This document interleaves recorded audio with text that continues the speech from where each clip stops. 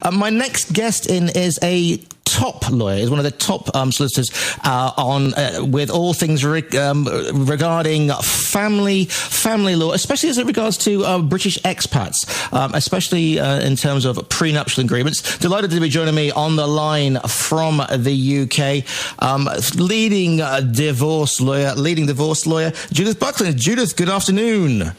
Good afternoon. What a build-up. Thank you. Well, you know, we try and earn our money here, as I'm sure that you do yourself, Judith. So then, it's a bit of a touchy subject, perhaps, but the law, as it regards divorce for expatriates, is somewhat different. Now, tell me a little bit about how you handle cases involving expats. Well, we do quite a lot of expat work because there's an awful lot of Brits, as you're very well aware, out in Spain.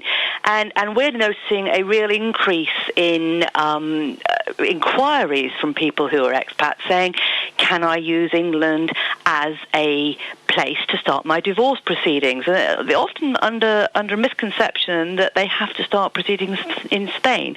Well, it's just not true. So we're kind of crusading, trying to get the message out there to say, yes, you can use England. Yes, there's sometimes very good reasons for doing so, and yes, we can help you.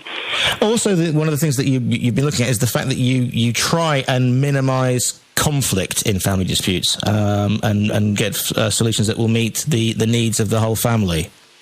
Yeah, absolutely. I mean, that's really the starting point. This is not a big argument to be won. This is people's worst times in their lives, and what we've got to try and do is to work together to try and find a solution that ideally meets everybody's needs. It's a difficult thing to do because, of course, you are breaking up a family's finances often in these circumstances, and both parties are going to have to tighten their belts and move forward.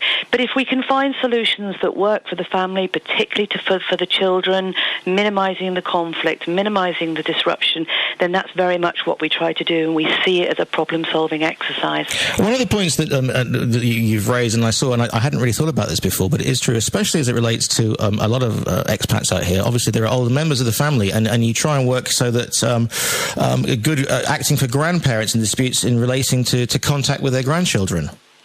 Yes, I mean, that's something that does crop up quite frequently, because if a family breaks down, then inevitably one set of grandparents is often left out, or sometimes is left out in the cold, because they just don't have that contact with both parties as they previously have. And we frequently get calls from people saying, I've just lost touch with my grandchildren, is there anything I can do? Well, the answer to that is yes, there is something that you can do. And the courts are available and will help grandparents in most circumstances to maintain that relationship with their child, or the grandchild rather, because they recognise that grandparents are really, really important in children's lives, and often the only rock really which is there when their lives are really, family lives are falling about around their ears. I mean, one of the things that struck me was the fact that you don't have to do this as an expatriate through the Spanish courts. I would have thought that was absolutely. Absolutely not, no. I mean, as far as divorce is concerned, if you satisfy certain criteria, then you can use England as much as you could use Spain. So in a kind of example, if you've got two British nationals living in Spain, the likelihood is that they could use the Spanish divorce courts or they could use the English divorce courts. They've got a choice. And that's almost the most important point where we start, which is to say, if there is more than one country then you can use, then fine, you've got to make a choice. How do you make that choice? And you make that choice by making sure that you take advice early, quickly, and we can then consider which is the best option for you, because it's not necessarily straightforward. There may be very good reasons for wanting to start in England. It's probably quicker, it's probably cheaper, it's certainly less bureaucratic, and it's in English. And those things are all quite attractive to English expats. But just digging a little bit deeper, there can be sometimes very good financial benefits in starting either in England or in Spain, because of the different ways that the different countries approach certain issues. And there can be big financial benefits in starting in England or conversely in Spain. So it's really important to get advice both from English lawyers and from Spanish lawyers, and we have both. We have contacts with both, so we can look at both for you. If people want to find out a little bit more about that, how can they get in contact with yourselves then? Right. Well, we've got website presence. We've got our own website presence, Woolley & Co., which is very easy to find on the web. But we have specifically set up a website for people in Spain with lots of information and videos and fact sheets about it.